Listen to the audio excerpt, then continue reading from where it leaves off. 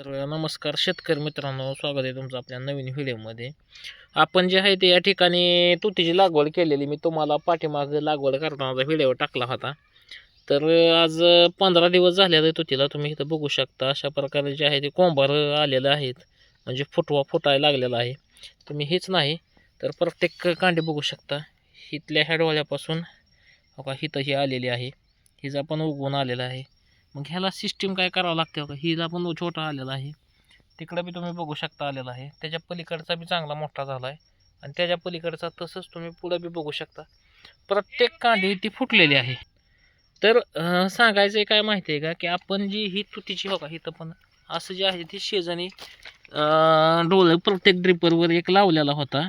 आणि ह्याला उगवण्यासाठी सगळ्यात महत्त्वाचं म्हणजे उगवण्यासाठी काय केलं पाहिजे आणि काय प्रोसेस केल्यानंतर जे आहे ती तुती अशा प्रकारे चांगली ती तुमची पण फुटू शकते. तर मित्रांनो काय माहिती आहे का, शेळीपालन आणि रेशीम उद्योग ह्याच्यासाठी आपण जे आहे ते तुतीची लागवड करतो. आणि आपण ज्यावेळेस लागवड केली ती त्यावेळेस तुम्हाला मी त्याचा व्हिडिओ टाकला होता. ह्यामध्ये काय केलेलं आहे मला सविस्तर सांगतो आहे तिथं. तर अशी जी आहे ते मेथीची भाजी टाकलेली आहे.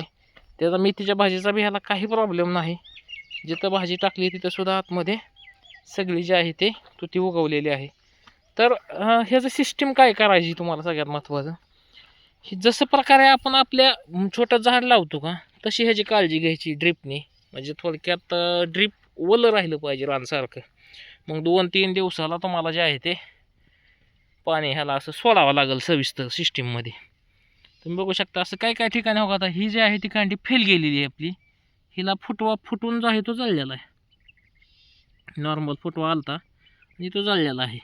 बुरशी किंवा त्याचं कारण काय तुमच्या लक्षात आलं का? हो, ही जी कांडी ना कट करताना चिरलेली आहे हे का, फकाळलेली, त्याच्यामुळे जी आहे ती कांडी फेल गेलेली आहे आपली ही. तर असं असतं, कटिंग महत्त्वाची आणि लागण केल्यानंतर ड्रिप कंटिन्यू चालू राहिलं पाहिजे. कंटिन्यू म्हणजे एक 2 दिवसाला तुम्हाला जे आहे ते ह्याला जे पाणी सोडावंच लागणार आहे. तर तुम्ही 2-3 दिवसापेक्षा जास्त गॅप दिला का ते रान वाळणार आणि तुमचं जे आहे ते आपली तुतीची जी म्हणजे कांडी जारवा धरणार आहे ते धरणार नाही. तर अशा प्रकारे जी आहे ती सगळी तुती आपली म्हणजे थोडक्यात सरास तुतीला जे आहे ते कोंबार आलेला आहेत. एक 8-10 दिवसात चांगली होईल. आणि इकडं आपण नेपियरचं म्हणजे थोडक्यात लावलेलं होतं स्मार्ट नेपियर, ते पण तुम्ही बघू शकता चांगलं कोंबार उगवलं.